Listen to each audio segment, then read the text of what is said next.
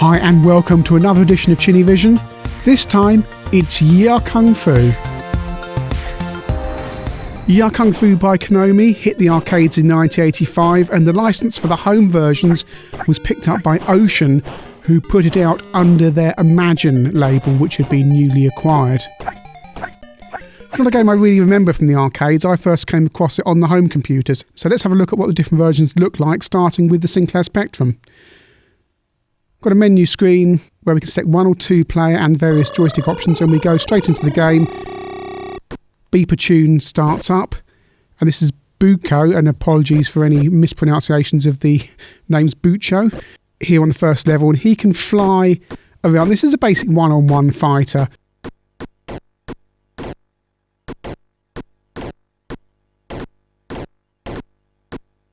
In my opinion, this is the first really good arcade fighting game.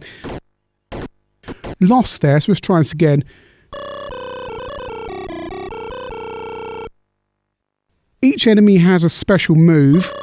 You can also leap around. You are Oolong, and you can leap around there. I'm just trying to hit Bucho there. Buchu. Oh, it's getting close. Am I going to win? I'm going to get 2 more health points on him. Just leaping around. If you get too far away from him, he will fly towards you. Nice amount of colour here on the Spectrum.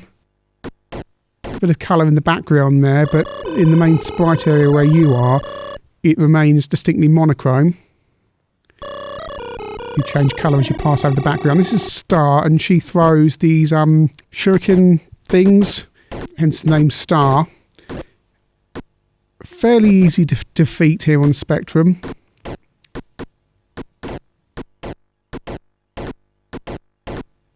Much easier to play on the joystick. This game is a bit of a nightmare on the keyboard because you have to define diagonal keys as well as up, down, left and right, which can be quite fiddly.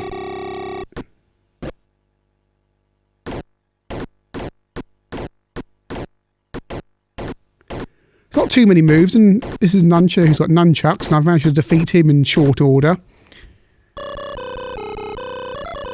On to stage 4, there's 10 levels in all.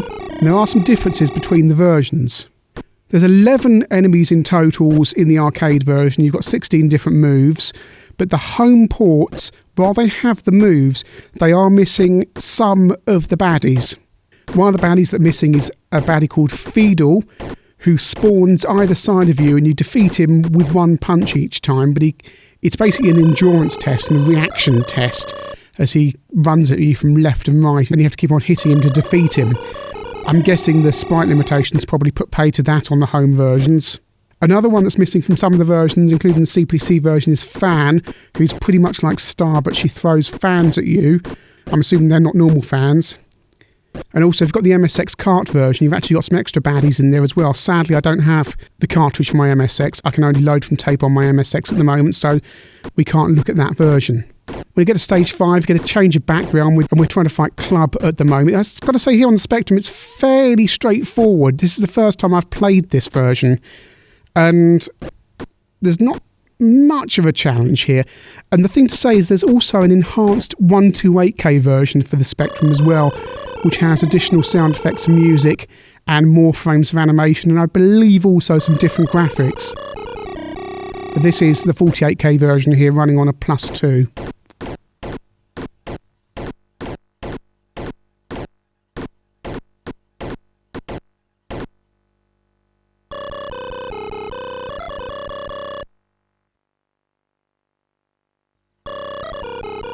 This is Fan, and Fan is lacking on the CPC version and some of the other versions as well.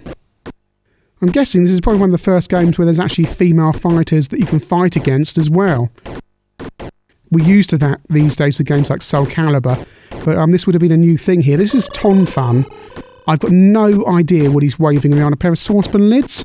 I don't know. But I've got no lives left now, so this is going to be over pretty quickly. There I go. I've not got 1 hit on him, oh dear. So moving over to the BBC version, I had a nightmare trying to get this to load. In the end, I've got an original copy of this on tape. I had to resort to SD card, and actually if you've got a BBC Micro, the problem is that if you've got the standard SD card that most people have got with the menu system, it's not the Yie Ar Kung Fu won't load on your system, it's that it's actually got an incorrect name on the menu system, and some guys on the Stardot forum helped me out, and now I can happily play Yie Ar Kung Fu. The game starts off with no menu, goes straight into the game, and I've got to say Star looks a bit like Betty Boop there. And I've accidentally hit pause, and this is part of the problem with Yie Ar Kung Fu on the BBC.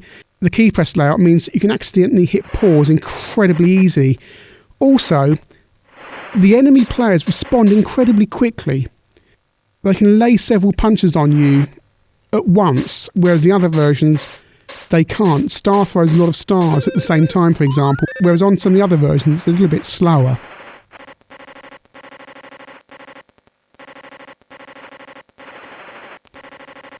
Your player sprite looks a little bit different from the other versions as well. I guess it's to do with the palette of the BBC.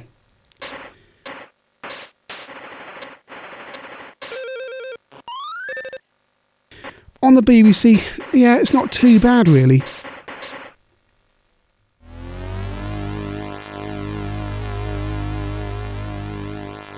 Moving over to the Commodore 64, nice loading screen.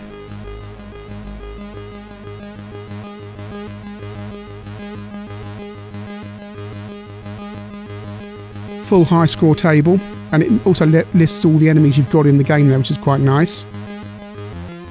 And great music as well. So we can select which, if we want 1 or 2 player game there. I don't know if you can select 2 player on the BBC Micro because there's no menu screen. I can't see actually if you can do that on that version. So off we go, and this is incredibly fast. I mean, so fast that you really think it should be a bit slower. The enemies skate around so quickly, and it's quite difficult to react to them. On the other versions, you can usually move faster than the earlier baddies. But on the C64 version here, they move really quickly. You see Bucho is skating around there, and they can land several hits on you in one go, which I was complaining about on the BBC version, but it's much worse here on the Commodore 64. And he's defeated me. So we'll give that another go.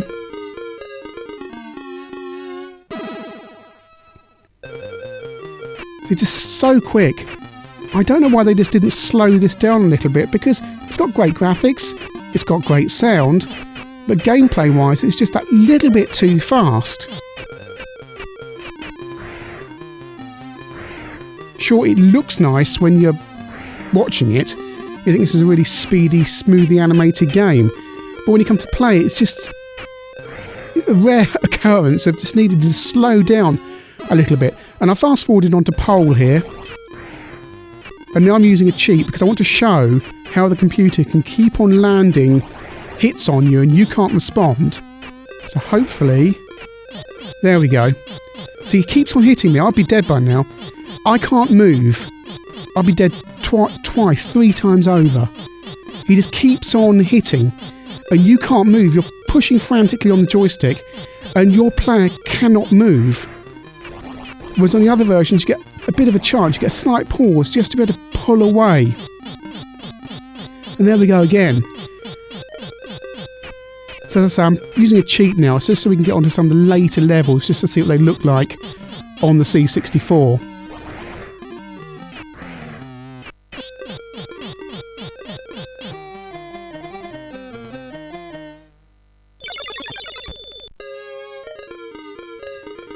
Onto Chain. Some nice sound effects here. And they've got this nice background as well that we saw on the Spectrum version. Didn't get that far on the BBC to see if there's a background switch on that version. Guessing perhaps with the limited memory of the 32K machines, it probably doesn't. Also, Wikipedia lists the BBC version as being able to run on an Electron, which there's no mention of that on the packaging, so I'm not sure if it would or not. So on the C64, it's a shame really, because it just needs to slow down a little bit and resolve that problem where the bandits can just keep on hitting you.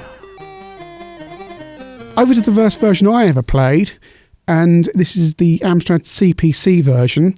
Slight oddity on the menu screen, you have to hit redefine keys to select joystick. So you press fire for joystick, but you can see there you've got to press upright if you want to play on keyboard, which goes back to that point about me saying that you need to define the diagonals as well as up, down, left and right if you're playing on keyboard, which is a bit strange. Nice music here on the CPC. And the thing that strikes you is these graphics are so close to the arcade on the Amstrad. The colours are really punchy, as you'd expect, and it's actually the arcade version with just a few frames less of animation. And the speed, for me, is absolutely spot on the Amstrad. And I'm playing this version last. Now, I'm usually quite good at Yie Ar Kung Fu. I can usually sail through to pretty much the end baddie.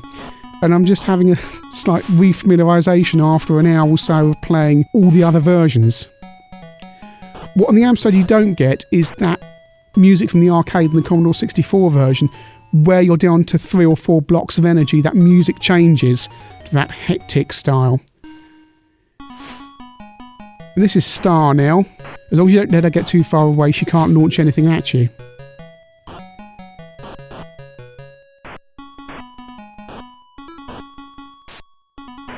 No, this is terribly embarrassing. I've been playing this game for the best part of, I guess, 30 years, and it's not going well.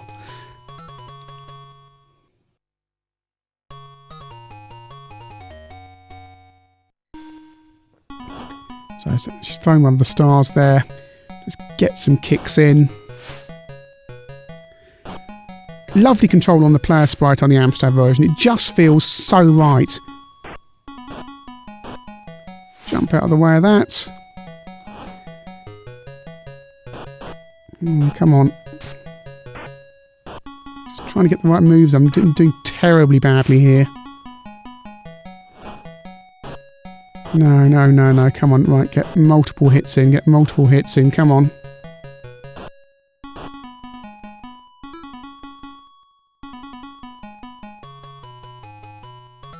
No. Just fast forward this on to level 5 so we can see the different backgrounds. Lovely colourful punchy graphics there. Terrible sprite on club. Like the Spectrum version, he's got no mouth.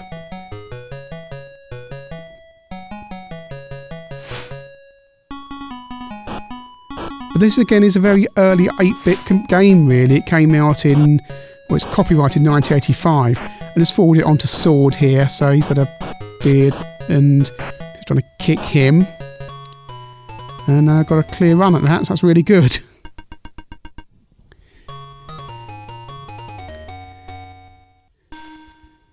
This is Tom Fun that we saw earlier. Don't have Fan on the Amstrad version, and we don't have Feedle as well. One thing to say is once you've completed level 10 on these versions and you defeat Blue, who's basically a mirror image of yourself with all your moves, the game loops round again. The difficulty doesn't get harder on any of the versions I've tried. You basically go back to the beginning again and you keep on looping round and round and round.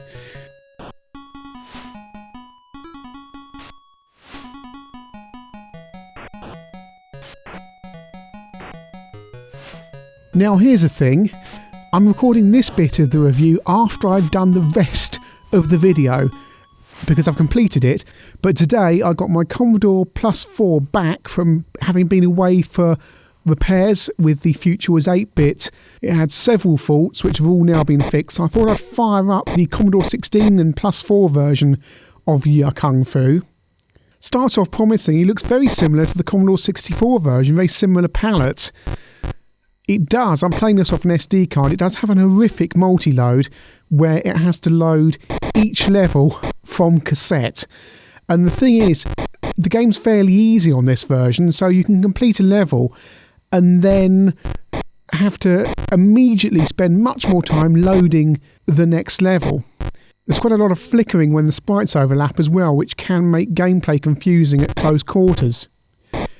It does seem to be very easy. I've got quite far on this game, and it's only my first go. There's no music, there are basic sound effects, no kind of proper menu system here. Given the constraints of the fact that this is fitting into 16K, it's an admirable attempt at the game. Perhaps they could have eliminated that flickering when you're fighting at close quarters, but it's not a terribly bad port, it's just each baddie is over fairly easily. So, Yie Ar Kung Fu. I think it's a pretty solid conversion on all the systems. Spectrum version, it'd be interesting to see that 128K version, but it's pretty solid, little bit easy on the Spectrum, I have to say. BBC version is probably the best fighting game on the Beeb. Colours are slightly garish, and I'm sure there are probably things missing from the game, but it's not a bad stab at it, really. Commodore 64 version, it's a good game, but unfortunately one that needs to be slowed down. It's just too fast, and the enemies can lay too many hits on you in one go, which increases the difficulty exponentially. The other thing about the Commodore 64 version is you have to ask yourself whether you'd rather play IK Plus or Yie Ar Kung Fu, and I guess the question is, play IK Plus. Decision for the other owners is a little bit more difficult. It's probably the best fighting game on the BBC Micro. It's very solid on the Spectrum, and actually it's one of my favourite fighting games on the Amstrad CPC because it's so close to the arcade. Yes, it's missing a few frames of animation in a couple of the baddies, but it looks and feels really, really good. A really decent game for the Amstrad CPC.